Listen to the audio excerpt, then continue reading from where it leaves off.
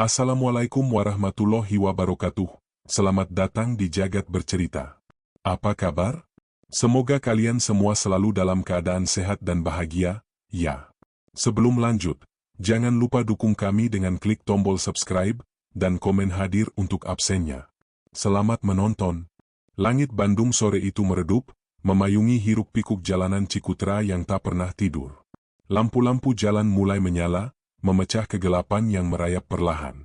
Di sebuah warung bakso sederhana, yang selalu ramai dengan pembeli, seorang pemuda bernama Rizky duduk di pojok, menikmati semangkuk bakso yang masih mengepulkan asap.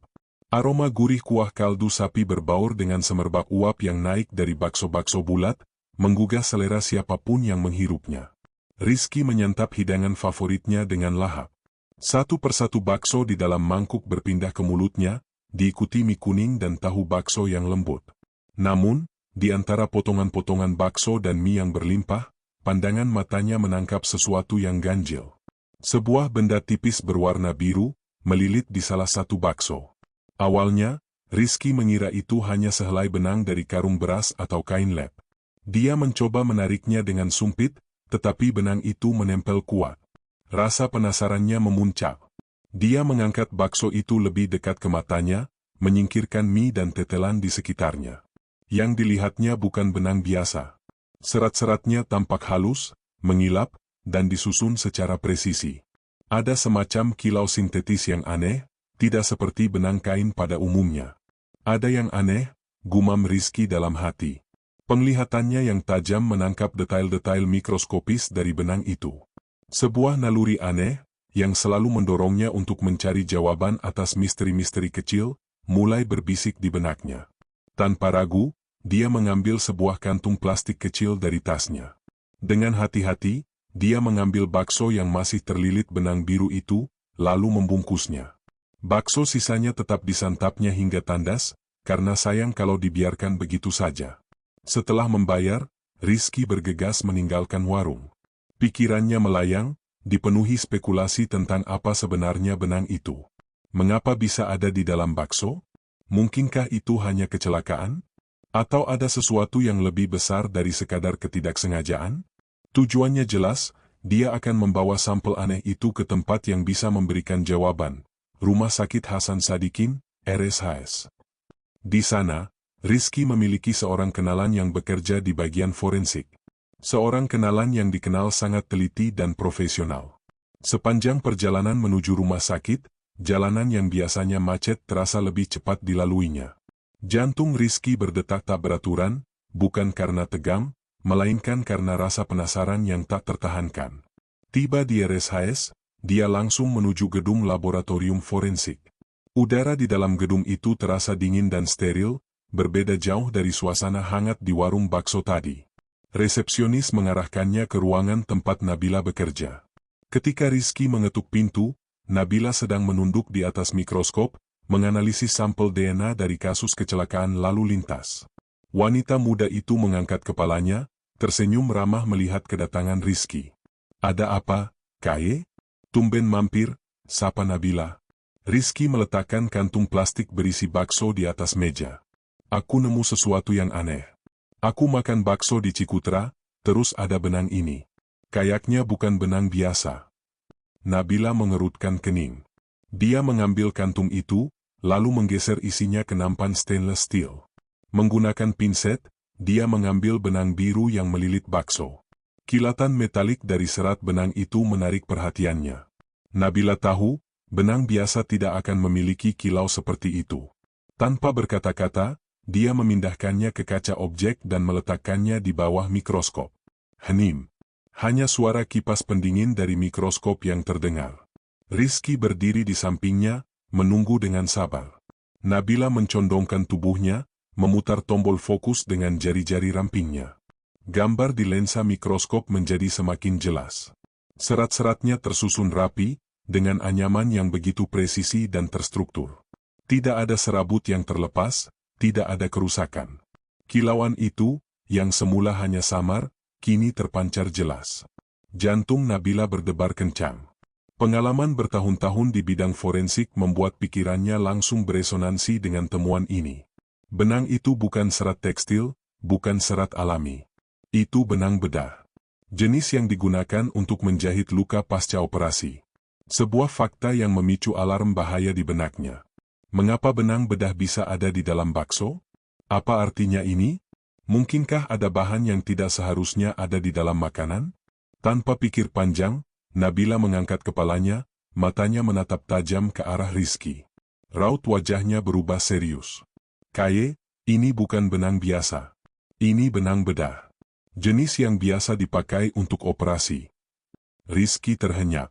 Skenario terburuk yang sempat terlintas di pikirannya kini terasa lebih nyata. Jadi, maksudmu? Ini bisa jadi petunjuk untuk sesuatu yang besar, jawab Nabila dengan suara rendah. Aku harus menghubungi kenalanku di kepolisian. Kompol Bayu. Dia orang yang bisa dipercaya. Pandangan Rizky mengikuti Nabila yang sudah berbalik, meraih ponselnya. Dalam keheningan yang tegam, telepon itu tersambung. Di ujung sana, suara Kompol Bayu yang tegas terdengar. Nabila mulai menjelaskan temuannya dengan detail, kata per kata, seolah setiap kalimatnya membawa bobot yang luar biasa. Pak Bayu, ini Nabila. Saya punya temuan aneh, di dalam bakso ya, benang bedah. Mendengar percakapan itu, Rizky merasakan sesuatu yang dingin merayap di punggungnya. Satu mangkuk bakso, satu utas benang biru, ternyata bukan sekadar kebetulan. Ini adalah awal dari sebuah babak baru, sebuah penyelidikan besar yang akan mengguncang kota. Telepon Nabila berakhir. Sinar lampu dari meja kerja memantulkan kilauan di matanya yang terlihat serius. Keputusan telah dibuat. Kompol Bayu akan datang. Kehadirannya bukan hanya sekadar kunjungan, melainkan sinyal dimulainya sebuah penyelidikan yang berpotensi membongkar jaringan yang lebih besar. Nabila sudah mengenal Kompol Bayu sejak lama. Pria itu dikenal sebagai perwira yang teliti, teguh pada prinsip, dan tak kenal kompromi dalam menegakkan kebenaran. Keduanya memiliki satu kesamaan, mereka percaya bahwa tidak ada detail yang terlalu kecil dalam sebuah kasus.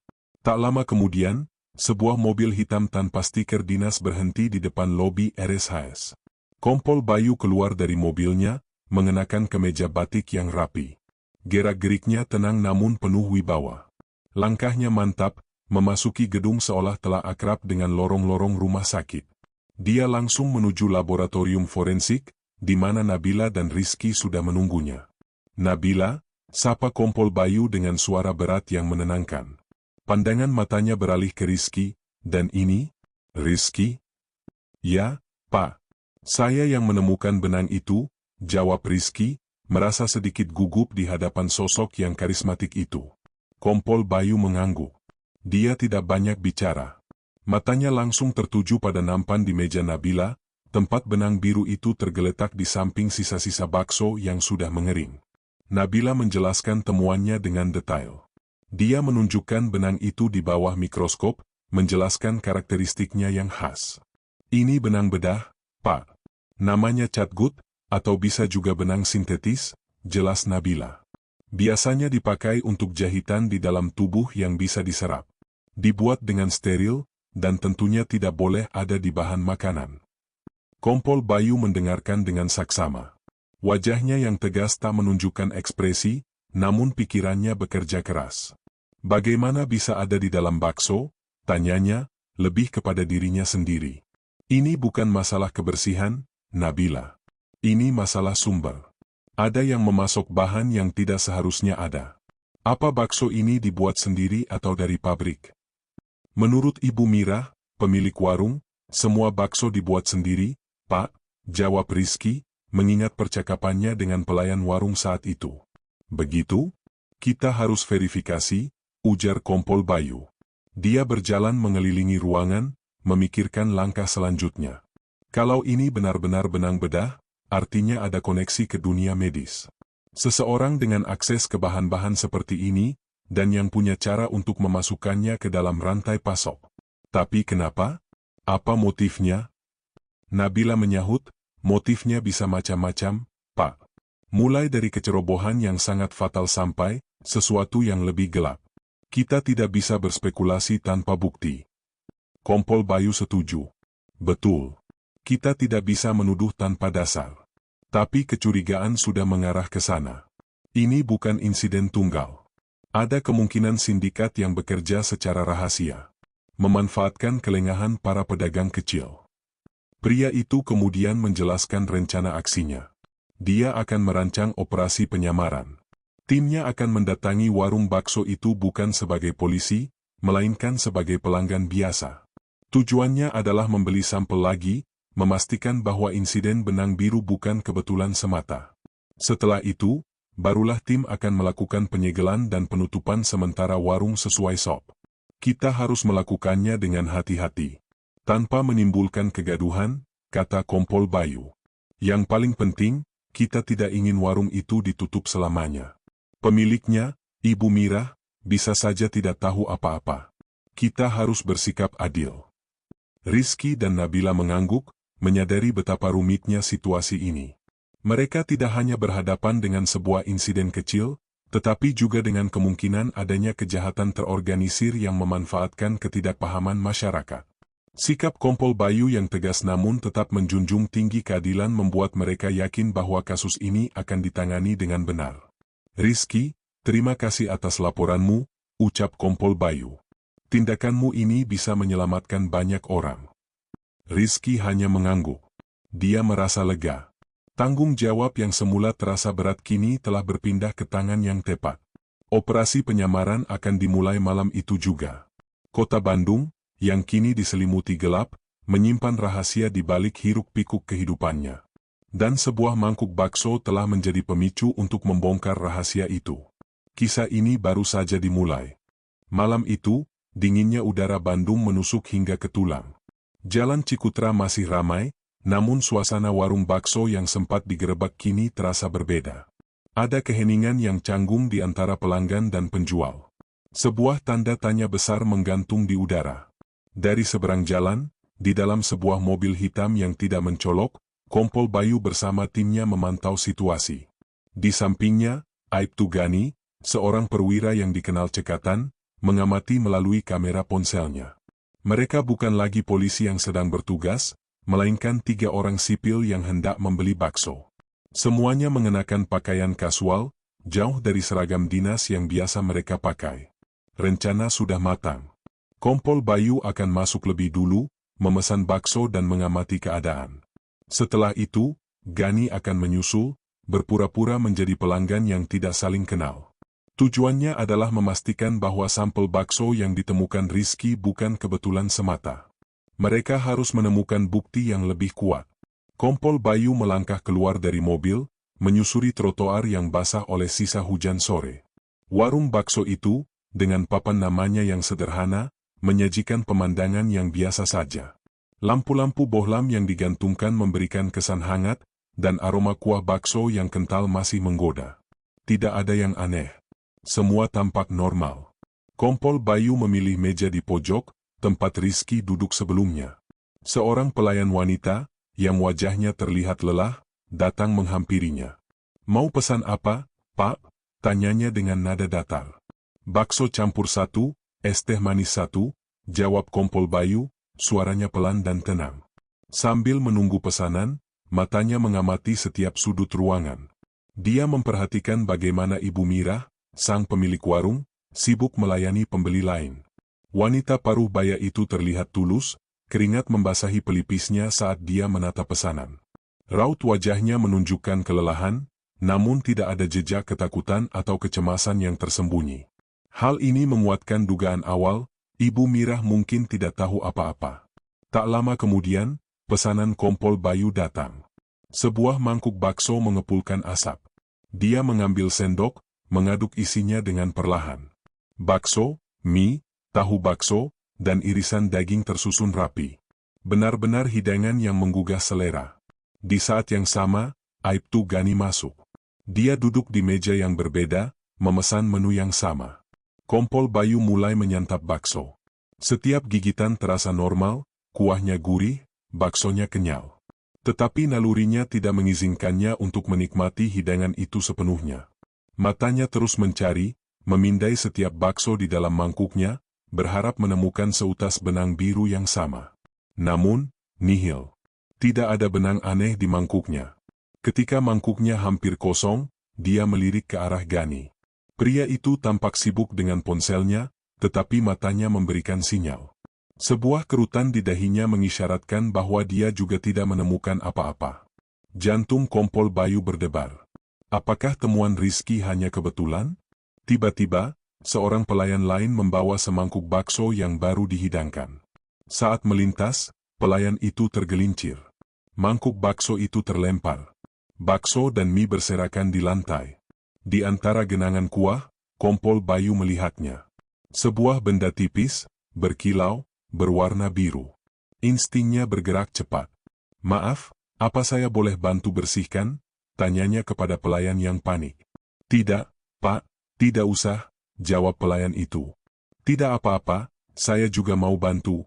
Kompol Bayu berlutut, berpura-pura membantu mengumpulkan serpihan mangkuk. Sembari tangannya menyentuh bakso yang berserakan, dia dengan cepat mengambil benang biru itu. Ukurannya lebih pendek dari yang ditemukan Rizky, tetapi karakteristiknya sama. Kilauan sintetis itu tidak bisa disangkal. Segera, benda kecil itu disembunyikan di telapak tangannya. "Sudah, Pak. Terima kasih banyak," kata pelayan itu sambil menunduk. Kompol Bayu berdiri. Dia mengangguk pada pelayan itu. Pandangan matanya bertemu dengan Gani. Mereka saling bertukar kode. Bukti telah ditemukan. Kompol Bayu membayar, meninggalkan warung bakso dengan perasaan campur aduk. Rasa lega karena menemukan bukti bercampur dengan rasa iba kepada Ibu Mirah. Perkiraannya benar, warung itu hanyalah mata rantai dari sindikat yang lebih besar. Tak butuh waktu lama, Gani menyusul keluar. "Sudah dapat, Pak," bisik Gani. "Ukuran kecil, tapi warnanya sama persis." "Ya, aku juga," kata Kompol Bayu sambil menunjukkan benda kecil di telapak tangannya.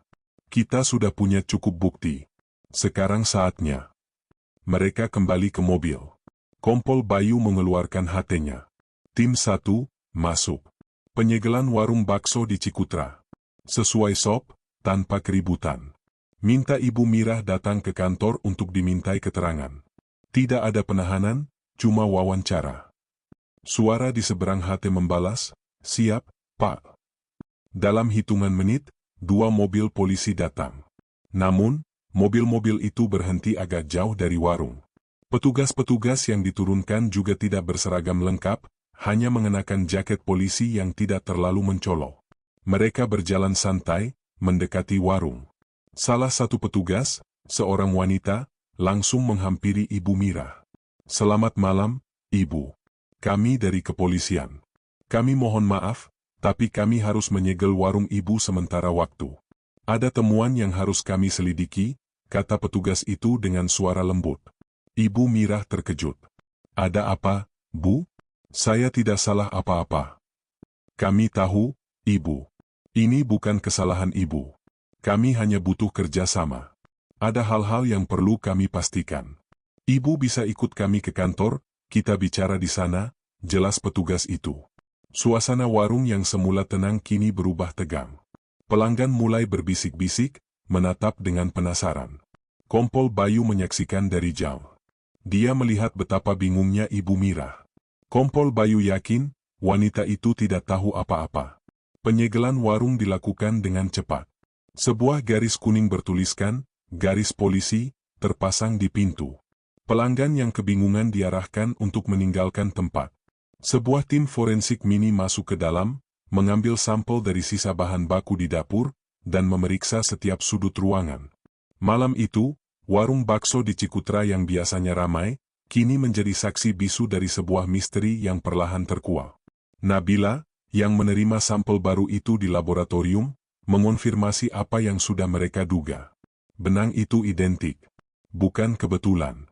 Ini adalah bukti pertama, yang membuka pintu menuju penyelidikan yang lebih luas dan rumit. Di bawah bayang-bayang kegelapan kota, benang biru itu bukan lagi sebatas temuan aneh, melainkan sebuah petunjuk berharga yang akan menuntun mereka ke jantung sindikat. Suara pendingin ruangan di ruang interogasi kantor polisi berdesir pelan, menciptakan kontras yang tajam dengan kepanikan yang terpancar dari wajah Ibu Mirah. Wanita paruh baya itu duduk di hadapan Kompol Bayu, punggungnya lurus namun tangannya gemetar. Matanya dipenuhi kebingungan, seolah tidak mengerti mengapa dirinya harus berada di tempat seperti itu. Kompol Bayu mengawali percakapan dengan nada lembut, jauh dari kesan interrogator yang menakutkan. Ibu Mira, tenang saja. Kami tidak menuduh ibu melakukan kejahatan apapun. Kami hanya butuh keterangan dari ibu. Tapi, warung saya disegel, Pak. Kenapa? Saya jualan bakso sudah lebih dari 10 tahun. Saya tidak pernah curang, ucap Ibu Mira, suaranya tercekat. Kami tahu, jawab Kompol Bayu sambil mengangguk. Itulah sebabnya kami meminta ibu datang. Kami yakin ibu adalah korban dalam kasus ini. Kami menemukan sesuatu yang aneh di dalam bakso ibu. Kompol Bayu kemudian menunjukkan sebuah wadah kecil berisi benang biru yang sudah dikeringkan. Ibu Mira menatapnya lekat-lekat, alisnya bertaut. Itu benang apa, Pak? Tanyanya polos. Ini benang bedah, jawab Kompol Bayu. Ibu Mira terperangah. Benang bedah? Tidak mungkin. Saya tidak pernah pakai barang seperti itu. Saya pakai bahan-bahan alami. Daging sapi murni, bumbu-bumbu dapur, semuanya dari pasar langganan. Ekspresi kaget Ibu Mira tampak begitu tulus. Kompol Bayu semakin yakin bahwa wanita ini tidak terlibat. Kecurigaan utama kini bergeser dari pemilik warung ke rantai pasok yang lebih luas. Ibu Mira, ceritakan pada kami dari mana ibu mendapatkan semua bahan baku. Dari mana daging, tepung, dan bumbu-bumbu, tanya Kompol Bayu. Ibu Mira mulai bercerita. Dia menjelaskan secara detail tentang rutinitasnya. Setiap subuh, ada seorang distributor yang datang mengantar pasokan daging giling. Pria itu, yang dia panggil Pak Didi, selalu datang dengan mobil box tertutup. Pembayaran dilakukan secara tunai, tanpa kwitansi resmi. Pemasok itu selalu meyakinkannya bahwa daging yang diberikan adalah kualitas terbaik, diambil langsung dari rumah pemotongan hewan yang terpercaya. Pak Didi ini sudah jadi langganan saya dari 5 tahun lalu. Orangnya baik, selalu tepat waktu, jelas Ibu Mira. Saya tidak pernah curiga. Dagingnya bagus, bakso yang saya buat juga selalu disukai pelanggan. Kompol Bayu mencatat semua informasi itu. Nama Pak Didi menjadi petunjuk pertama yang sangat berharga. Apakah ada yang berbeda dari pasokan belakangan ini, Bu? Atau ada yang Ibu curigai? Ibu Mira berpikir keras. Tidak ada, Pak. Semuanya normal seperti biasa. Dagingnya tetap segar. Hanya, kadang-kadang, Pak Didi datang ditemani seorang pria yang saya tidak kenal.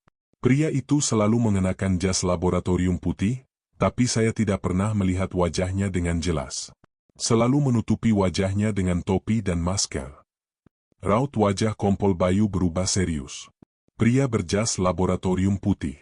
Hal ini menguatkan dugaan bahwa sindikat ini memiliki koneksi dengan dunia medis, sama seperti yang ditemukan Nabila. Nama Dr. K yang ada di daftar mereka muncul di benak Kompol Bayu. Apakah pria itu terlihat seperti seorang dokter? Tanyanya. Saya tidak tahu pasti, Pak, jawab Ibu Mira. Tapi dia selalu membawa tas pendingin besar. Saya pikir isinya es batu untuk menjaga kesegaran daging. Kompol Bayu mencatat detail tersebut. Dia meminta Ibu Mira untuk menggambarkan lebih jauh ciri-ciri pria itu, namun Ibu Mira tidak bisa memberikan detail yang jelas. Yang dia tahu, pria itu datang bersama Pak Didi, melakukan percakapan singkat, dan pergi begitu saja. Interogasi berlangsung selama beberapa jam. Ibu Mira menceritakan kehidupannya yang sederhana. Cerita tentang perjuangannya membesarkan anak-anak dari hasil jualan bakso. Cerita itu tulus, tidak ada kepalsuan di dalamnya. Kompol Bayu merasa simpati. Setelah semua keterangan dicatat, Kompol Bayu meminta Ibu Mira untuk menunggu di luar, ditemani seorang petugas wanita. Gani, apa yang kau dapatkan dari CCTV warung? Tanya Kompol Bayu kepada Aibtu Gani melalui telepon. Warung itu tidak punya CCTV, Pak, jawab Gani. Tapi saya berhasil meminta rekaman dari toko sembako di seberangnya. Ada rekaman sebuah ambulans tanpa logo yang sering berhenti di depan warung Ibu Mira. Itu terjadi setiap subuh. Persis seperti jam-jam pasokan datang. Ambulans, gumam Kompol Bayu. Ini semakin menarik. Didi, pria berjas lab, dan sekarang ambulans tanpa logo. Semuanya terhubung. Hubungi Nabila di Lab 4. Aku butuh dia menganalisis sampel daging yang kita ambil dari warung Ibu Mira. Fokus pada ada atau tidaknya jejak zat-zat medis atau material aneh lainnya. Kompol Bayu mengakhiri panggilan. Dia kembali ke ruangan dan menemui Ibu Mira. Wanita itu duduk dengan mata berkaca-kaca. Kompol Bayu merasa harus memberikan ketenangan. Ibu Mira, saya minta maaf atas ketidaknyamanan ini, ucap Kompol Bayu. Tetapi saya jamin, kami akan mencari tahu siapa yang membuat ibu kesulitan. Ibu bukan pelaku, ibu adalah korban. Nanti kami akan kembalikan warung ibu, secepatnya. Mohon jangan khawatir. Kata-kata Kompol Bayu sedikit meredakan kekhawatiran Ibu Mira. Sebuah rasa lega kecil menyelimuti wajahnya yang lelah. Pagi itu, Ibu Mira kembali ke rumah dengan hati yang sedikit lebih tenang, namun dengan pertanyaan yang masih mengganjal. Siapa yang memanfaatkan warungnya? Kisah ini bukan lagi tentang sebuah warung bakso yang digerebek. Ini adalah kisah tentang seorang pedagang kecil yang jujur, yang tanpa sadar telah menjadi bagian dari jaringan kejahatan yang rapi. Kisah ini adalah pengingat bahwa di balik kesederhanaan, seringkali tersimpan kejahatan yang tersembunyi. Dan benang biru itu, kini bukan hanya sebuah petunjuk forensik, melainkan benang merah yang menghubungkan empati, keadilan, dan sebuah perjuangan untuk membongkar kebenaran. Matahari pagi menyinari kantor Kelurahan Cikutra, menembus jendela kaca dan menerangi debu-debu yang menari di udara. Ruangan serbaguna dipenuhi warga. Wajah-wajah mereka menunjukkan campuran rasa ingin tahu, kebingungan, dan sedikit kemarahan. Berita tentang penyegelan warung bakso Ibu Mira telah menyebar cepat, dan rumor liar mulai beredar di grup-grup pesan instan. Kompol Bayu berdiri di depan, mengenakan kemeja batik yang berbeda dari kemarin, namun dengan aura wibawa yang sama. Di sampingnya, Lurah Cikutra, seorang pria paruh baya yang tenang, memberikan pengantar singkat. Selamat pagi, Bapak, Ibu sekalian, Kompol Bayu memulai. Saya tahu berita ini membuat kita semua bertanya-tanya. Saya di sini bukan untuk menakut-nakuti, melainkan untuk meluruskan fakta dan meminta kerjasama dari Bapak dan Ibu. Dia menjelaskan dengan bahasa yang sederhana tentang apa yang terjadi. Mulai dari temuan benang aneh, penyelidikan awal, hingga kesimpulan bahwa Ibu Mira hanyalah korban. Dia menekankan bahwa warung itu disegel untuk kepentingan penyelidikan, bukan karena kesalahan pemiliknya. Satu hal yang sangat penting, Kompol Bayu melanjutkan, suaranya menjadi lebih tegas. Kami meminta Bapak dan Ibu untuk tidak menyebarkan berita bohong atau hoaks. Jangan membuat spekulasi tentang apa yang terjadi. Informasi yang tidak akurat hanya akan merugikan Ibu Mira, yang saat ini sedang menghadapi situasi sulit. Beberapa warga terlihat mengangguk setuju, sementara yang lain masih tampak skeptis. Seorang pria dari barisan depan mengangkat tangan. Jadi, kalau bukan salah Ibu Mira, siapa yang salah, Pak? Kenapa polisi tidak langsung menangkap pelakunya?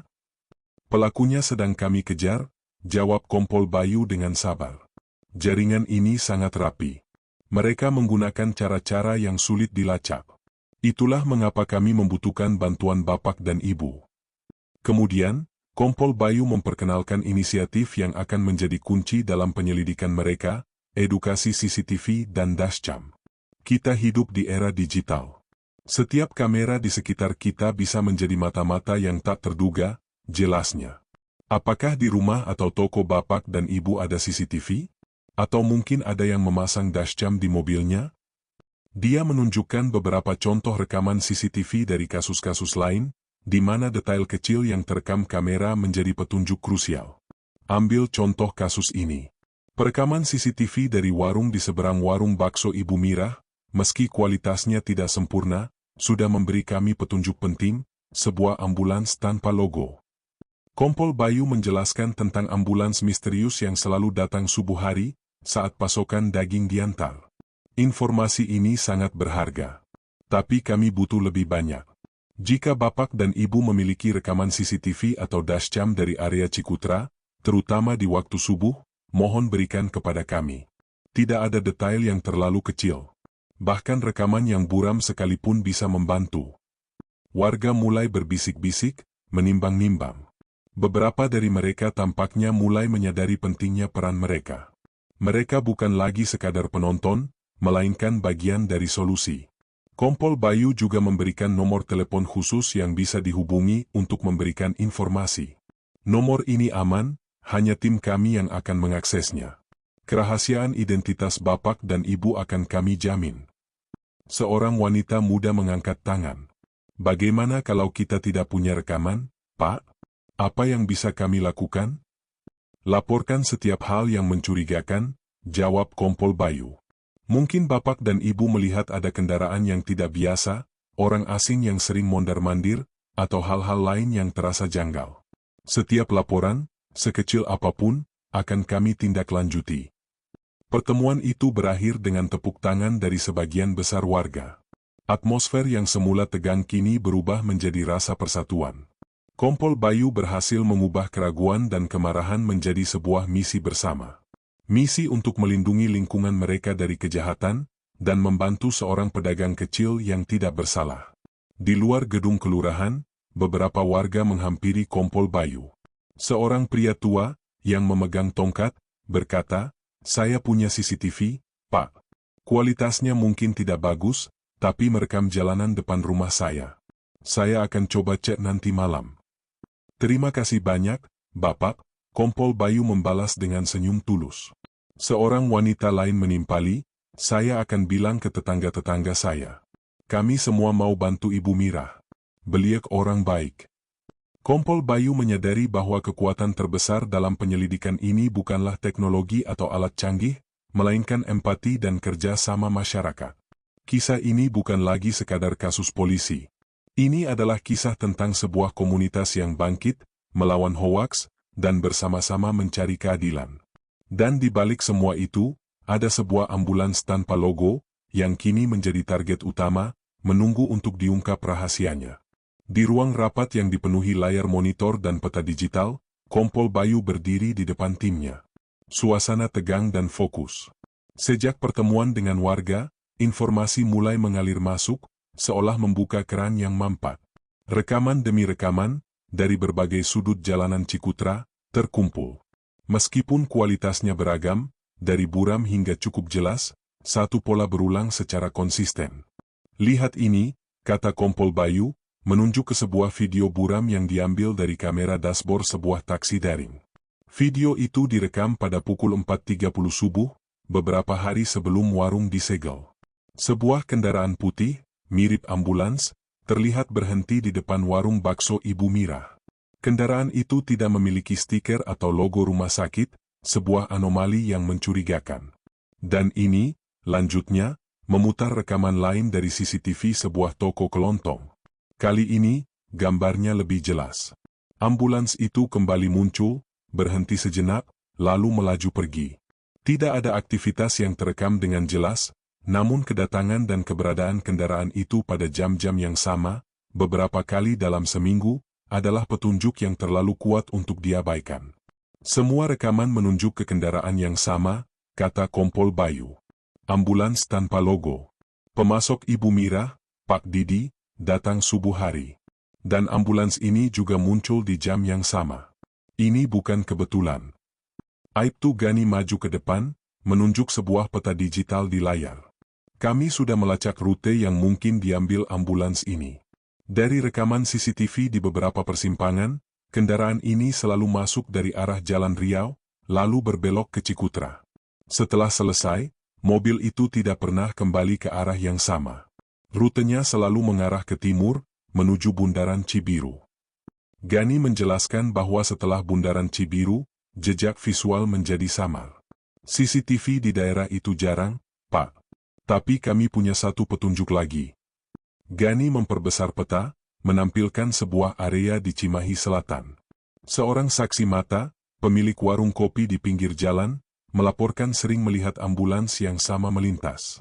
Menurutnya, ambulans itu selalu mengarah ke sebuah pabrik es tua di Cimahi Selatan. "Pabrik es?" Kompol Bayu mengerutkan kening. "Menarik. Ini mungkin ada kaitannya dengan cerita Ibu Mirah tentang tas pendingin besar yang dibawa oleh pria berjas lab." Teori baru muncul di benak Kompol Bayu. Sindikat ini mungkin menggunakan pabrik es sebagai tempat penyimpanan atau bahkan tempat produksi.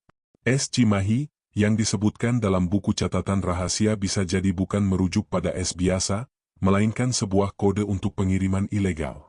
Menggunakan ambulans, mereka bisa menghindari razia dan pemeriksaan, karena siapa yang akan curiga pada sebuah ambulans yang sedang bertugas? Kompol Bayu memutuskan untuk mengirim tim penyamaran ke pabrik es tua itu. Jangan masuk, hanya pantau dari jauh, pesannya. Kita tidak tahu apa yang kita hadapi. Bisa jadi ini sindikat besar. Tim Gani meluncur ke Cimahi Selatan. Daerah itu, yang dikenal sebagai kawasan industri tua, terasa sunyi di malam hari. Pabrik es yang mereka cari tampak terbengkalai. Dindingnya kusam, dan jendelanya pecah. Namun, ada tanda-tanda kehidupan. Sebuah lampu kecil menyala di dalam, dan sesekali terlihat bayangan orang-orang bergerak di balik jendela yang tertutup tirai tebal.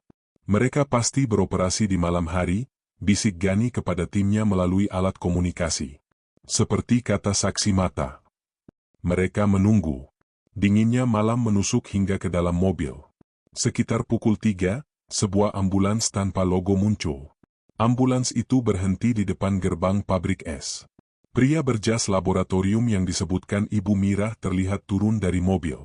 Dia membawa beberapa boks besar, yang segera dimasukkan ke dalam ambulans. Itu dia, bisik Gani. Mereka merekam semuanya. Sebuah plat nomor terlihat samar di balik kegelapan. Gani dengan cepat mengambil foto dan mengirimkannya ke tim lain untuk diverifikasi. Informasi itu sampai di tangan Kompol Bayu. Plat nomor ambulans itu terdaftar atas nama sebuah perusahaan fiktif di Jakarta. Ini adalah taktik umum yang digunakan sindikat untuk menyembunyikan identitas mereka. Ini bukan lagi soal benang di bakso, kata Kompol Bayu. Ini sudah masuk ranah kejahatan terorganisir. Mereka memanfaatkan rantai pasok makanan untuk menyembunyikan sesuatu yang lebih besar. Sekarang, kita tahu dari mana pasokan itu berasal. Kompol Bayu mengeluarkan ponselnya, menghubungi Nabila. Nabila, aku butuh bantuanmu.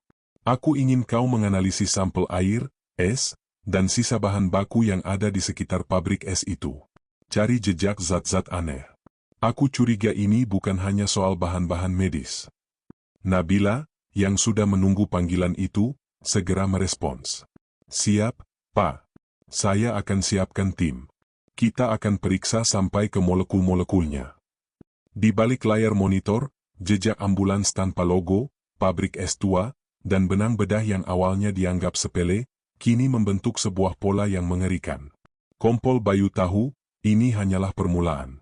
Babak selanjutnya akan lebih berbahaya, karena mereka akan berhadapan langsung dengan para pelaku. Malam di Cimahi Selatan terasa lebih dingin.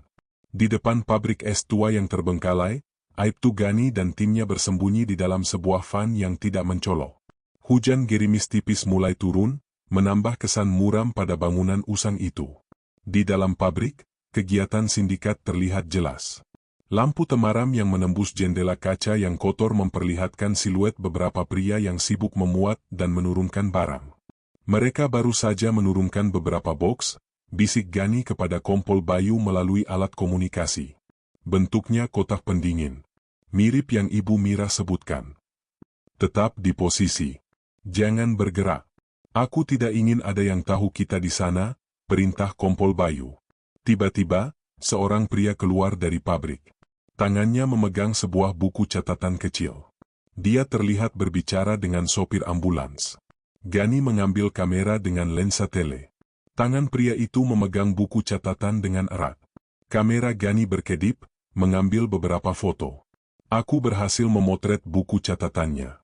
Kualitasnya tidak bagus, tapi ada tulisan-tulisan aneh di dalamnya, lapor Gani. Kompol Bayu menginstruksikan timnya untuk mengirimkan foto itu secepatnya. Begitu foto-foto itu tiba, Kompol Bayu dan Nabila yang berada di lab forensik, mulai bekerja. Meskipun buram, ada beberapa baris tulisan yang bisa terbaca. Lihat ini, kata Nabila sambil memperbesar foto. Ada singkatan, YSM, dan S. Cimahi. YSM? Kompol Bayu mengerutkan kening. Apa artinya? Nabila menggelengkan kepala. Tidak tahu. Tapi, S. Cimahi, ini pasti merujuk pada pabrik es itu. Mereka menggunakan es untuk mengangkut barang ilegal.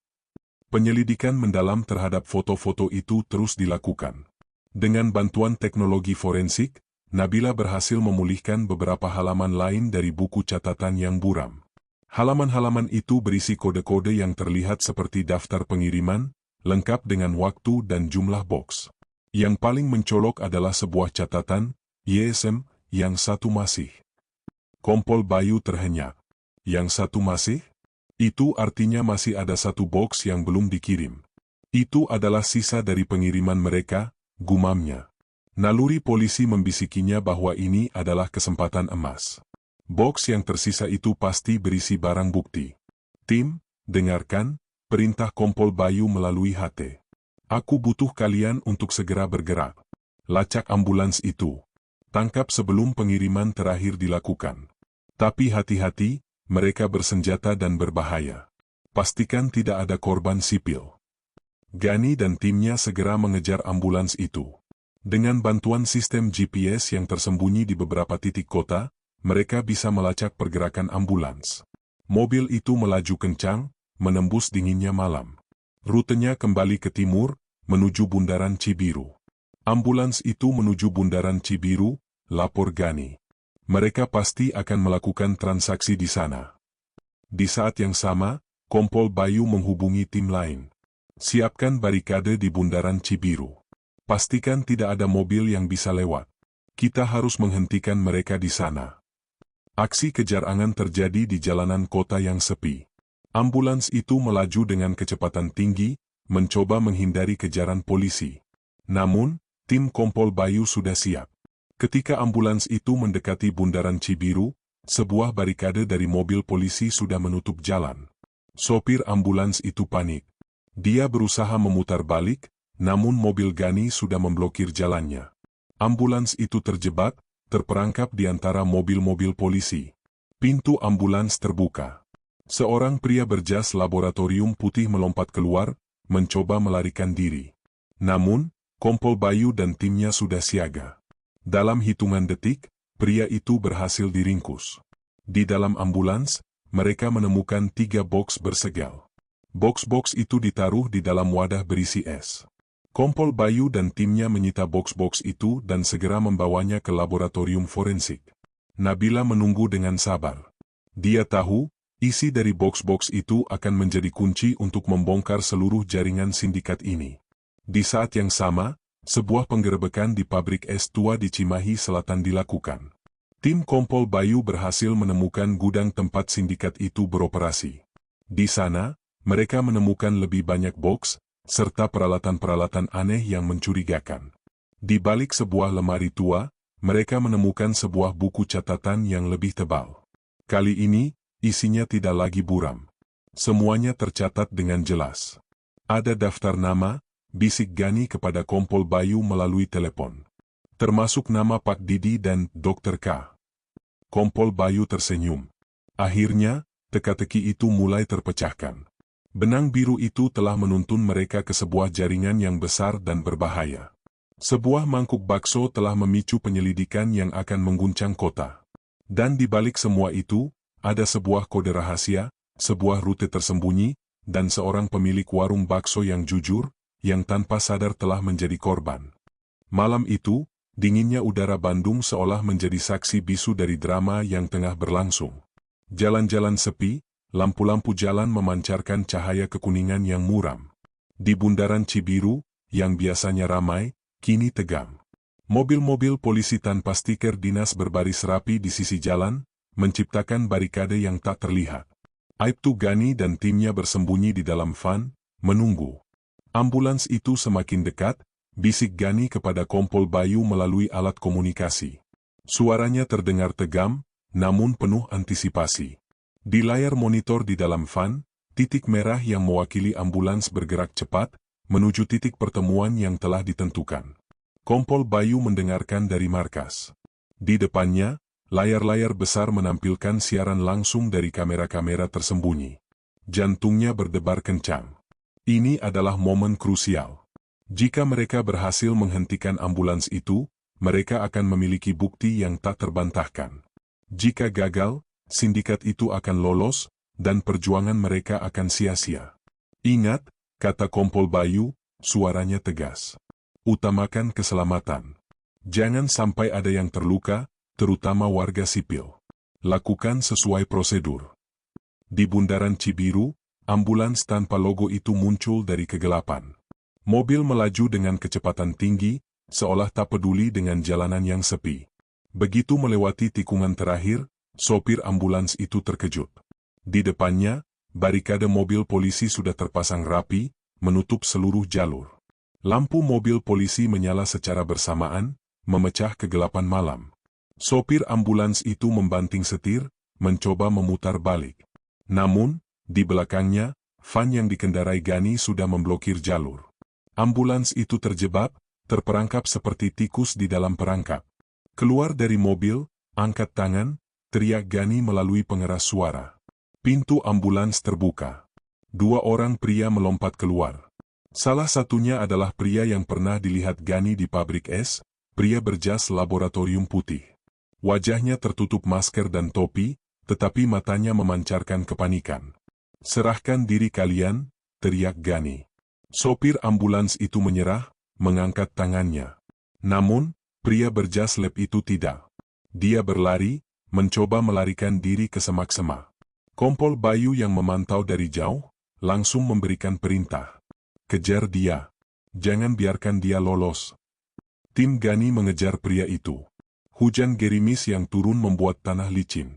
Pria itu terpeleset, jatuh, dan berhasil diringkus. Masker dan topinya terlepas, memperlihatkan wajahnya yang ketakutan. "Kami tangkap dia, Pak," lapor Gani. Kompol Bayu merasa lega. "Bagus. Sekarang, periksa ambulans itu. Hati-hati." Gani dan timnya mendekati ambulans. Pintu belakang dibuka. Di dalamnya, terdapat 3 boks pendingin besar yang bersegel. Boks-boks itu diletakkan di antara tumpukan es. Gani menginstruksikan timnya untuk mengambil boks-boks itu dan segera membawanya ke laboratorium forensik, Lab 4. "Kami akan segera kirim ke Lab 4, Pak," lapor Gani. "Bagus. Berikan langsung ke Nabila. Aku ingin dia menganalisisnya malam ini juga," perintah Kompol Bayu. Satu tim polisi segera membawa boks-boks itu ke Lab 4. Nabila sudah menunggu dengan tidak sabar. Dia mengenakan jas labnya, siap untuk bekerja. Ketika boks-boks itu tiba, Nabila langsung membukanya. Di dalamnya, di antara es-es beku, terdapat bungkus-bungkus plastik yang tersegel rapi. Nabila memotong salah satu bungkus plastik dengan pisau bedah. Di dalamnya, ada bakso beku. Nabila mengambil beberapa sampel, meletakkannya di atas kaca objek, dan memasukkannya ke bawah mikroskop. "Ya Tuhan," gumamnya. Di bawah mikroskop, terlihat jelas serat-serat yang sama dengan yang dia temukan di warung bakso Ibu Mira. Benang bedah. Namun, bukan hanya itu. Nabila juga menemukan zat-zat lain yang mencurigakan, yang mengindikasikan bahwa bakso-bakso itu tidak dibuat dari daging murni. Di markas, Kompol Bayu menerima telepon dari Nabila. "Pak, hasilnya keluar. Benang-benang itu identik dengan sampel awal. Tapi bukan hanya itu. Ada zat-zat aneh di dalam bakso. Saya butuh waktu untuk menganalisisnya, tapi saya yakin ini bukan daging murni." Kompol Bayu merasa perutnya mual. Sindikat ini tidak hanya memalsukan bahan baku, tapi juga mencampurinya dengan zat-zat berbahaya. Kejahatan mereka jauh lebih kejam dari yang ia duga. "Kerja bagus, Nabila," kata Kompol Bayu. "Terus pantau. Aku akan mengirim tim ke pabrik es di Cimahi Selatan. Kita akan mengamankan tempat kejadian dan mencari lebih banyak bukti." Malam itu, kota Bandung masih diselimuti kegelapan. Namun, di balik kegelapan itu, kebenaran mulai terkuak.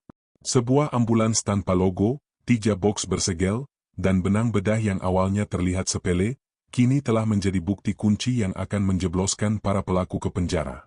Dingin subuh menusuk hingga ke dalam tulang, namun hal itu tidak menghentikan tim Kompol Bayu. Mereka bergerak dalam senyap. Pabrik es tua di Cimahi Selatan, yang tadinya hanya menjadi target pengintaian, kini dikepung oleh puluhan petugas. Rencana penggerebekan telah disusun matang, setiap detail diperhitungkan, memastikan tidak ada celah bagi para pelaku untuk melarikan diri. Posisi sudah siap, Pak, bisik Aibtu Gani melalui alat komunikasi, matanya memindai sekeliling. Pemandangan pabrik itu tampak seram dalam gelap. Dindingnya kusam, jendelanya pecah, dan aroma beku yang aneh tercium dari celah-celah pintu. Masuk, perintah Kompol Bayu, suaranya pelan tapi tegas. Tim khusus bergerak cepat.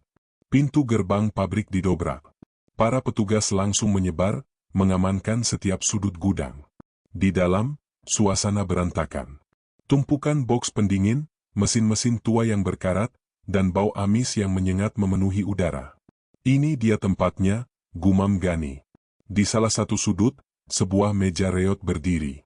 Di atasnya, tergeletak sebuah buku catatan tebal dan sebuah perangkat DVR, digital video recorder. Gani segera mengamankan kedua barang itu. Kami temukan DVR dan buku catatan, Pak. Ada tumpukan box juga di sini. Segera kirim ke Lab 4. Periksa buku catatan itu dengan teliti, perintah Kompol Bayu. Saat tim tengah mengamankan barang bukti, seorang petugas menemukan ruangan tersembunyi di balik tumpukan karung. Pintu ruangan itu terkunci. Dengan sigap, pintu itu didobrak. Di dalam, seorang pria kurus tengah bersembunyi di balik tumpukan kardus. Pria itu tampak panik, wajahnya pucat pasi. "Siapa kau?" tanya Gani. Pria itu gemetar, tidak bisa menjawab. Gani mengidentifikasinya sebagai salah satu kaki tangan sindikat yang sering terlihat di sekitar pabrik. "Bagas," bisik Gani, mengingat nama yang tertera di sebuah catatan yang ditemukan sebelumnya. "Ajak dia ke kantor," perintah Gani. Saat interogasi, Bagas tidak mau bicara. Pria itu terus bungkam, menolak memberikan informasi apapun tentang sindikatnya. Kompol Bayu mencoba berbagai cara, mulai dari pendekatan persuasif hingga pertanyaan-pertanyaan memancing, namun Bagas tetap diam. "Dia bukan orang penting," bisik Gani kepada Kompol Bayu. "Dia cuma kurir. Dia takut sama bosnya." Kompol Bayu berpikir keras. Bagaimana cara membuat Bagas berbicara? Sebuah ide melintas di benaknya. Umpan. Kompol Bayu memanggil seorang petugas. "Telepon Nabila. Minta dia buat laporan palsu dari Lab 4. Bilang bakso yang kami sita mengandung racun berbahaya, jenis yang bisa membunuh. Sebarkan berita itu di media massa dan pastikan Bagas mendengarnya." Ide itu brilian. Kompol Bayu yakin, jika Bagas mendengar berita itu, dia akan panik. Rasa takut akan hukuman berat karena terlibat dalam kejahatan yang mematikan akan memaksanya berbicara. Rencana dijalankan. Berita tentang bakso beracun segera tersebar di media. Laporan yang dibuat oleh Nabila di Lab 4 terdengar meyakinkan. Berita itu sengaja diperdengarkan di ruangan tunggu, tempat Bagas berada. "Bakso itu mengandung zat berbahaya," teriak seorang petugas yang sengaja berbicara keras di telepon.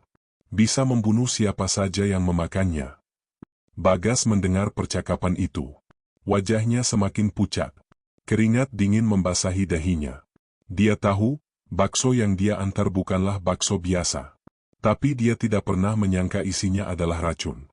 Selama ini, dia pikir dia hanya mengangkut bahan-bahan ilegal. Dia pikir itu hanya sebatas urusan pemalsuan.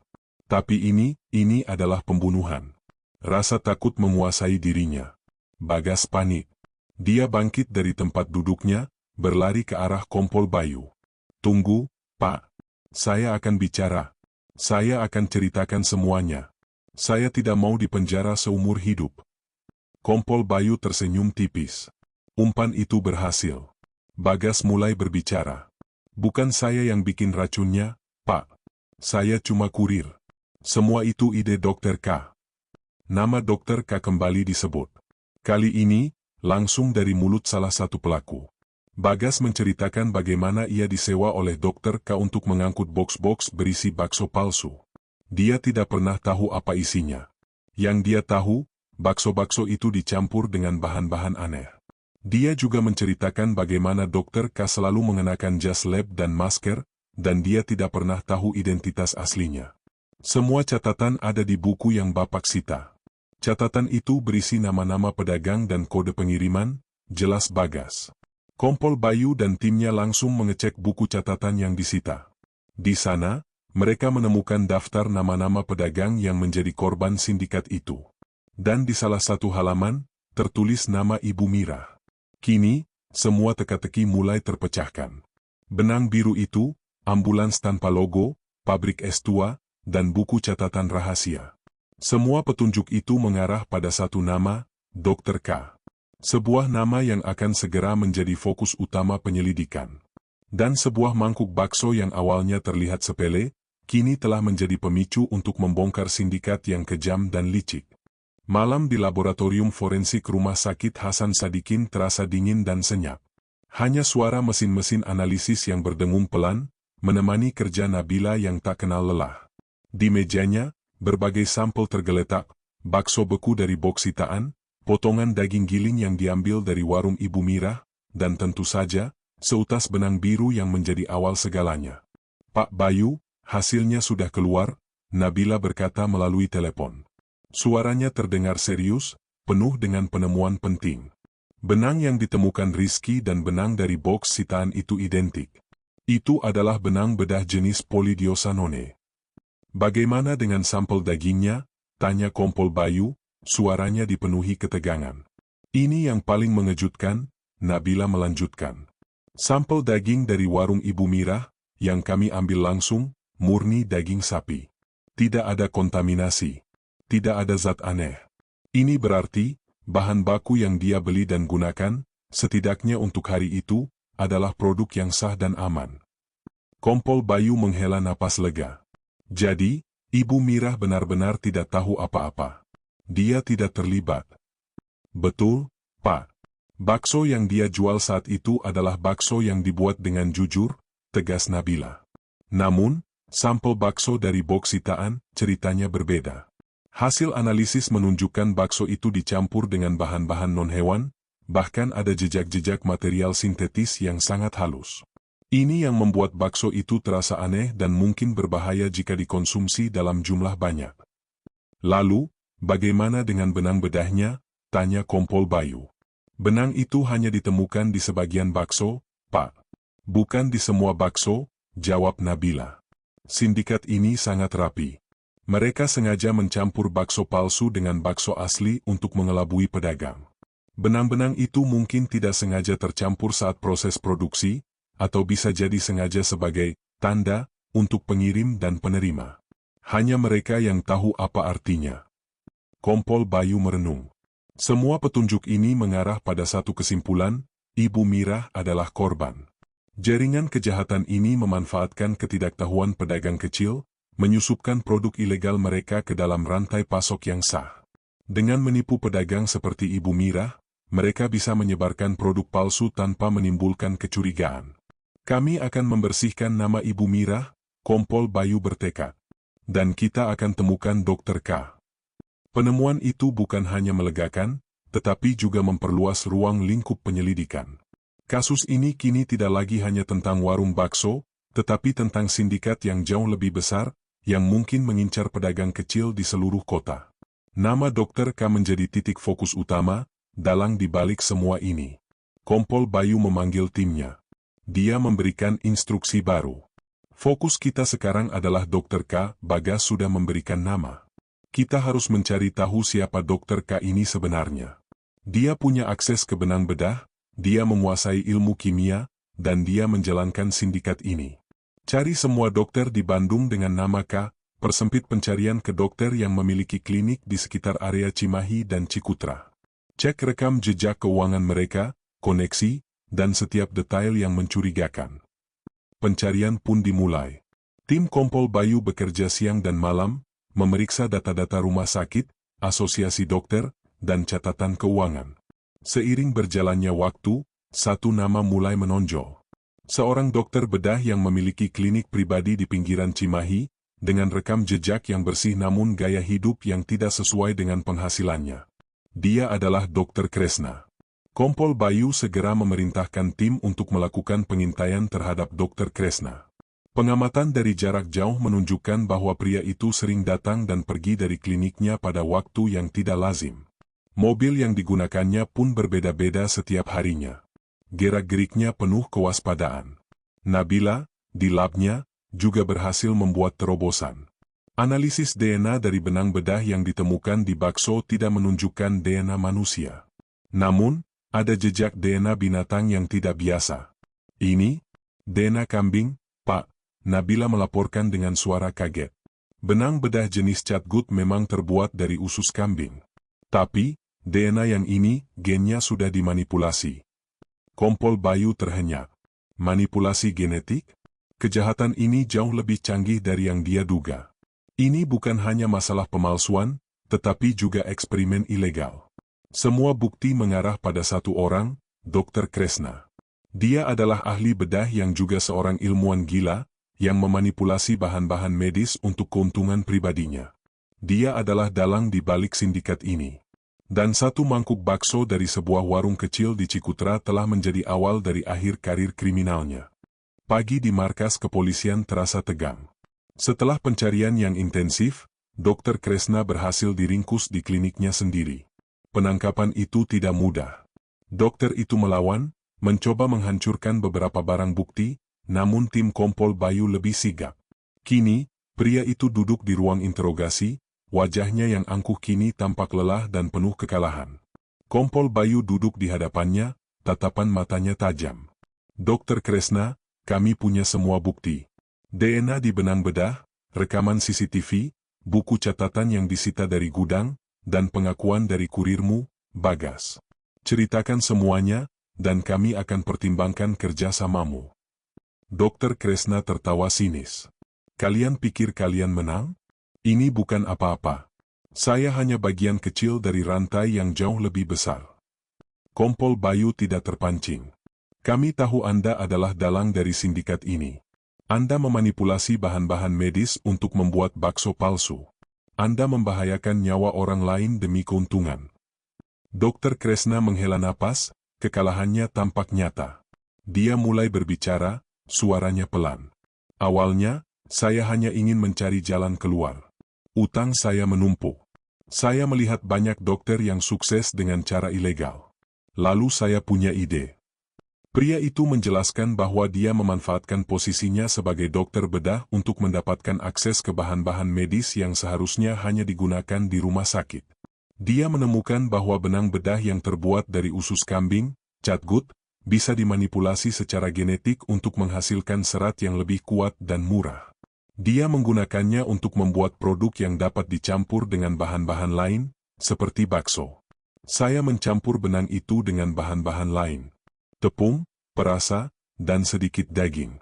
Hasilnya, bakso yang terasa enak, terlihat asli, tapi harganya jauh lebih murah. Saya jual ke pedagang-pedagang kecil yang tidak tahu apa-apa.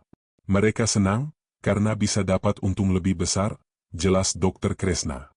Jadi, Anda memalsukan daging bakso? Tanya Kompol Bayu, suaranya dipenuhi amarah. Bukan memalsukan, jawab Dr. Kresna dengan nada meremehkan. Saya memodifikasi bahan baku. Saya membuat produk yang lebih efisien dan ekonomis.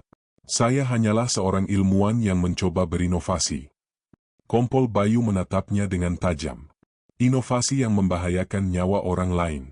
Anda menggunakan ambulans agar tidak dicurigai. Anda memalsukan plat nomor. Anda tahu bahwa yang Anda lakukan itu ilegal. Dr. Kresna hanya mengangkat bahu. Setiap orang punya cara sendiri untuk bertahan hidup. Kompol Bayu tidak berhenti di situ. Nabila, yang ikut dalam interogasi melalui sambungan video, mengajukan pertanyaan-pertanyaan teknis. Bagaimana Anda memanipulasi DNA kambing? Dan apa saja bahan sintetis yang Anda gunakan? Apakah itu berbahaya? Dr. Kresna menjawab dengan detail, seolah dia sedang menjelaskan makalah ilmiah. Dia menyebutkan bahan-bahan kimia yang kompleks, proses manipulasi genetik yang rumit. Dia tidak merasa bersalah, dia justru bangga dengan kecerdasannya. Saya jamin, produk saya tidak berbahaya. Ini hanya protein sintetis, kata Dr. Kresna. Benang bedah itu, mereka bisa diserap oleh tubuh manusia. Bakso ini pun sama. Tidak ada yang perlu dikhawatirkan. Tapi, Anda tidak pernah memberitahu konsumen. Mereka mengira itu daging sapi asli. Anda menipu mereka. Kompol Bayu membentak. Dr. Kresna diam. Dia tahu, di titik itu, argumennya sudah habis. Dia tidak bisa membenarkan penipuan yang dilakukannya. Interogasi itu mengungkap lebih banyak lagi. Dr. Kresna tidak bekerja sendirian. Dia adalah bagian dari sindikat yang lebih besar, yang memasok bahan-bahan ilegal ke seluruh Indonesia. Dia adalah otak di balik produksi, sementara Pak Didi hanyalah distributor. Sindikat itu memanfaatkan celah hukum dan kelengahan pedagang kecil. Ada nama-nama lain? Tanya Kompol Bayu. Dr. Kresna ragu-ragu. Saya hanya tahu nama samaran mereka. Tapi semua transaksi ada di buku catatan yang kalian sita. Kompol Bayu merasa lega. Mereka tidak hanya menangkap Dr. Kresna, tetapi juga mendapatkan petunjuk untuk membongkar seluruh jaringan. Benang biru yang ditemukan Rizky telah membawa mereka sejauh ini.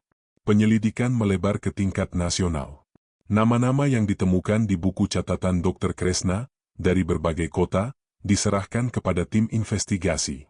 Kasus bakso beracun, yang semula hanya berpusat di Bandung, kini menjadi kasus nasional. Di luar ruang interogasi, Ibu Mirah duduk menunggu. Dia telah dipanggil kembali untuk dimintai keterangan, namun kali ini sebagai korban, bukan tersangka. Air mata mengalir di pipinya saat Kompol Bayu menceritakan semua kebenaran. Jadi, warung saya tidak salah, Pak? Tidak, Bu, jawab Kompol Bayu. Ibu adalah korban. Kami akan bersihkan nama Ibu. Dan warung Ibu akan segera kami buka kembali. Ibu Mirah menatap Kompol Bayu, matanya penuh dengan rasa terima kasih. Perjuangannya, yang awalnya terasa sia-sia, kini membuahkan hasil. Stigma yang menimpanya mulai hilang. Dan di balik semua itu, ada sebuah kisah nyata, yang dimulai dari seutas benang biru, dan berakhir dengan pengungkapan sebuah jaringan kejahatan yang kejam dan licik. Berita penangkapan Dr. Kresna, sang dalang sindikat bakso palsu, mengguncang kota. Media massa memberitakan kasus ini secara besar-besaran, dengan judul-judul dramatis yang mengungkap detail mengerikan dari kejahatan pemalsuan bakso yang merugikan dan membahayakan masyarakat. Ibu Mirah yang tadinya dicurigai, kini berbalik menjadi sorotan simpati publik. Kisah perjuangan seorang pedagang kecil yang jujur, yang tanpa disadari menjadi korban penipuan, menyentuh hati banyak orang. Kompol Bayu mengadakan konferensi pers. Di hadapan puluhan wartawan, dia menjelaskan secara rinci temuan-temuan dari penyelidikan.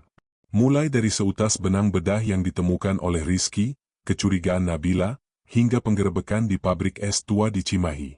Kompol Bayu dengan tegas menyatakan, Ibu Mirah adalah korban. Warung baksonya akan segera kami buka kembali. Kami telah memastikan bahwa warung itu tidak terlibat dalam jaringan kejahatan ini. Perluasan penyelidikan terus kami lakukan, dan kami akan memburu semua pelaku yang terlibat dalam sindikat ini. Kata-kata Kompol Bayu menjadi pembersih nama bagi Ibu Mirah. Stigma negatif yang sempat menimpanya mulai pudar. Warga Cikutra, yang tadinya ragu, kini berbondong-bondong datang ke rumahnya.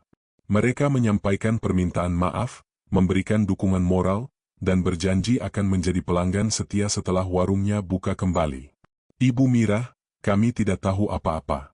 Kami hanya mendengar dari kabar burung, kata seorang tetangga sambil memeluknya. Tidak apa-apa, jawab Ibu Mirah, matanya berkaca-kaca. Yang penting, kebenaran sudah terungkap. Setelah konferensi pers, Kompol Bayu menemui Ibu Mirah. Warung Ibu akan kami bersihkan dan buka kembali. Semua biaya perbaikan akan ditanggung oleh negara. Ini adalah bentuk permintaan maaf kami karena telah menyegel warung Ibu, kata Kompol Bayu. Ibu Mirah menolak tawaran itu. Tidak, Pak. Biar saya saja yang urus. Saya mau warung saya kembali seperti dulu, dengan keringat saya sendiri. Penolakan Ibu Mirah membuat Kompol Bayu semakin kagum. Wanita ini tidak hanya jujur, tetapi juga memiliki harga diri yang kuat. Ia menolak belas kasihan, dan memilih untuk bangkit dengan caranya sendiri. Selama seminggu penuh, Ibu Mirah dibantu oleh Rizky dan tetangga-tetangganya. Mereka membersihkan warung, mengecat ulang, dan menyiapkan bahan-bahan baku baru. Kali ini, Ibu Mirah lebih berhati-hati. Dia menolak semua tawaran dari distributor baru, dan memilih untuk membeli bahan baku dari tempat yang dia kenal dengan baik, bahkan jika itu berarti harus membayar lebih mahal. Ini pelajaran berharga bagi saya, kata Ibu Mirah kepada Rizky. Jangan pernah lagi percaya pada tawaran yang terlalu bagus untuk menjadi kenyataan. Rizky mengangguk. Dia tahu, pelajaran ini bukan hanya untuk Ibu Mirah, tetapi juga untuk semua pedagang kecil. Pentingnya memverifikasi rantai pasok dan mengenal siapa yang memasok bahan baku adalah kunci untuk menghindari penipuan. Tepat seminggu kemudian, warung bakso Ibu Mirah kembali dibuka. Suasananya ramai, lebih ramai dari sebelumnya. Pelanggan berjejer, ingin mencicipi bakso yang sudah terbukti kejujurannya. Di antara kerumunan, Kompol Bayu, Rizky, dan Nabila duduk di sebuah meja, menikmati semangkuk bakso yang mengepulkan asap. Terima kasih, Pak, Bu, kata Ibu Mirah. Kalau bukan karena kalian, saya tidak tahu apa yang akan terjadi. Kami yang seharusnya berterima kasih, Bu, jawab Kompol Bayu. Ibu adalah bukti bahwa kejujuran selalu akan menang. Kisah ini tidak hanya berakhir dengan pemulihan nama baik Ibu Mirah, tetapi juga meninggalkan pelajaran penting bagi semua orang. Sebuah pelajaran tentang kehati-hatian, kejujuran, dan pentingnya sebuah komunitas yang bersatu untuk melawan kejahatan. Benang biru itu, yang awalnya terlihat sepele, telah menjadi simbol dari sebuah perjuangan yang heroik, dan sebuah pengingat bahwa kebenaran akan selalu menemukan jalannya. Lampu-lampu kota Bandung kembali menyala, memecah kegelapan malam. Di balik layar kaca, sebuah kisah nyata yang menggemparkan telah mencapai puncaknya. Narasi penutup yang hangat dan penuh makna mengalir, merangkum semua yang telah terjadi. Suara pembawa acara, yang kini dikenal oleh jutaan penonton, terdengar hikmat. Kisah ini dimulai dari sesuatu yang sangat sepele, suara itu memulai. Sebuah mangkuk bakso. Satu mangkuk bakso yang di dalamnya terdapat seutas benang biru. Benang itu bukanlah benang biasa. Benang itu adalah sebuah benang merah yang mengikat sebuah kebenaran, kebohongan, dan sebuah perjuangan yang heroik. Layar menampilkan montase singkat, tangan Rizky yang menunjuk benang di mangkuk, Nabila yang memeriksa benang itu di bawah mikroskop, dan Kompol Bayu yang memimpin timnya dalam operasi penyamaran. Setiap adegan, setiap momen, menceritakan sebuah babak dari sebuah investigasi yang mengubah segalanya. Kita melihat bagaimana naluri seorang pelanggan yang peduli, Rizky, memicu sebuah penyelidikan besar. Kita belajar bagaimana kecermatan seorang ahli forensik seperti Nabila bisa mengungkap petunjuk tersembunyi. Dan kita menyaksikan bagaimana ketegasan dan integritas seorang perwira seperti Kompol Bayu mampu membongkar jaringan kejahatan yang rapi. Cerita kemudian beralih ke sosok Ibu Mirah. Foto-foto dirinya yang sedang sibuk di warungnya, yang sedang menangis di kantor polisi, dan yang kini tersenyum melayani pelanggan, ditampilkan secara berurutan. Ini adalah kisah tentang sebuah komunitas yang bersatu, sebuah komitmen untuk mencari keadilan, dan sebuah pelajaran berharga tentang pentingnya kewaspadaan. Ibu Mirah adalah contoh dari ribuan pedagang kecil yang bisa menjadi korban dari sindikat kejahatan seperti ini, narator melanjutkan. Dia adalah cerminan dari kita semua. Dia mengingatkan kita bahwa di balik setiap makanan yang kita santap, ada sebuah cerita. Ada sebuah rantai pasok yang harus kita percayai. Layar menampilkan grafis yang menjelaskan bahaya dari sindikat makanan ilegal, dan bagaimana mereka memanfaatkan ketidaktahuan konsumen. Penjelasan itu lugas, tidak menakut-nakuti, melainkan mengedukasi. Kisah ini juga meninggalkan pesan moral yang kuat, suara itu berlanjut. Hoaks bisa menghancurkan reputasi seseorang, merusak bisnis, dan memecah belah sebuah komunitas. Di tengah era informasi yang serba cepat, kita harus lebih bijak. Verifikasi. Cari kebenaran. Jangan mudah percaya pada gosip yang beredar di media sosial. Dan yang terpenting, jangan pernah kehilangan empati pada sesama. Di akhir siaran, Kompol Bayu, Rizky, dan Nabila duduk bersama di sebuah meja, di warung bakso Ibu Mirah yang kini kembali ramai. Mereka tersenyum, berbicara santai, menikmati bakso hangat. Ini adalah pemandangan yang memberikan kehangatan dan kelegaan. Sebuah simbol kemenangan kebenaran atas kebohongan. Kisah ini hanyalah salah satu dari banyak kisah nyata yang terjadi di sekitar kita, kata narator, suaranya kini lebih personal. Ada kebaikan, ada kejahatan, dan ada perjuangan untuk menemukan kebenaran di balik semua itu. Kami akan terus menyajikan kisah-kisah seperti ini, untuk memberikan pelajaran, untuk menginspirasi, dan untuk mengingatkan kita semua bahwa di balik setiap masalah, selalu ada harapan. Layar kemudian menunjukkan sebuah imbauan, dukung kanal ini agar kisah nyata seperti ini terus bisa hadir tiap malam. Tinggalkan komentar di bawah, tekan suka, dan jangan lupa berlangganan. Sebuah lagu latar yang menyentuh hati mengiringi tayangan kredit, meninggalkan kesan mendalam bagi para penonton. Kisah tentang Bandung gempar, warung bakso Cikutra diserbu telah berakhir, namun pelajaran dan inspirasinya akan terus hidup.